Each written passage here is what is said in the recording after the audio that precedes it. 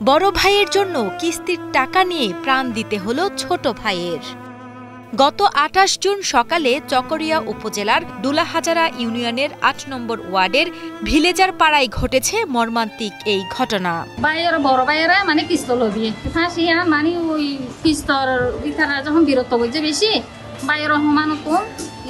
বড় ভাই শাহেদুল ইসলামকে সাহায্য করতে কক্সবাজারের চকরিয়া বেসরকারি উন্নয়ন সংস্থার কাছ থেকে কিস্তির মাধ্যমে ঋণ নিয়েছিলেন ছোট ভাই হারুনুর রশিদ।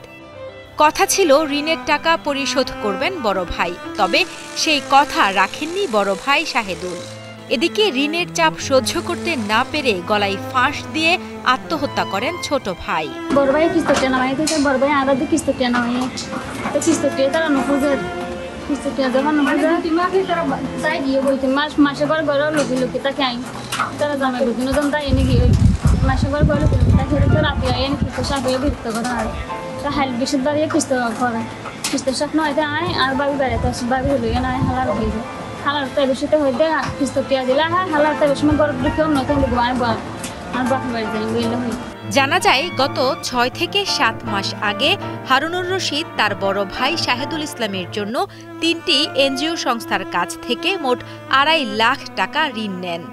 পরবর্তীতে ২ থেকে ৩ মাস কিস্তির ঋণের টাকা পরিশোধের পর শাহেদুল ইসলাম কাজের কথা জানিয়ে চট্টগ্রাম শহরে অবস্থান করেন।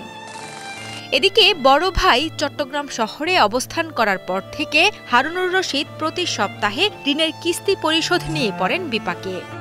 এ নিয়ে এনজিও সংস্থাগুলোর মাঠ পর্যায়ে ঋণের কিস্তির আদায়কারী কর্মকর্তারা তাকে চাপ দিতে থাকে। দীর্ঘদিন ধরে কিস্তির টাকা পরিশোধ না করায় এনজিওগুলোর কর্মকর্তারা হারুনুর রশিদের বাড়িতে গিয়ে চাপ প্রয়োগ করতে থাকে। এক পর্যায়ে কিস্তি পরিশোধের নির্ধারিত দিন এলে হারুনুর রশিদ ও তার স্ত্রী প্রতিবেশীদের বাড়িতে লুকিয়ে থাকেন।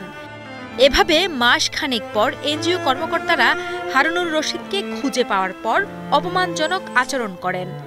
এ নিয়ে তার সঙ্গে স্ত্রীর কলহের সৃষ্টি হয়। এর জেরে হারুনুর রশিদ শুক্রবার সকালে গলায় দড়ি দিয়ে ফাঁস লাগিয়ে আত্মহত্যা করেন। কিস্ত দিয়ে মানে প্রায় ২-২.৫ লাখ মতো। তাই ২-৩ মাস ধরে তারা মানে দায়ী বউর বা বউ দায়ী জামার কাছে জামাই দায়ী।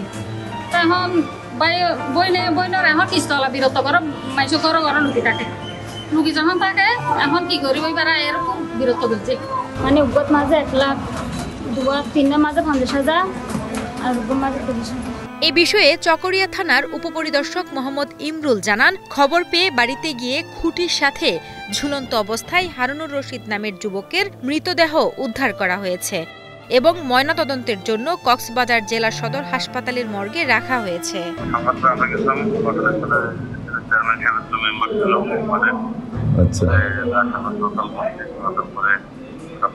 জন্য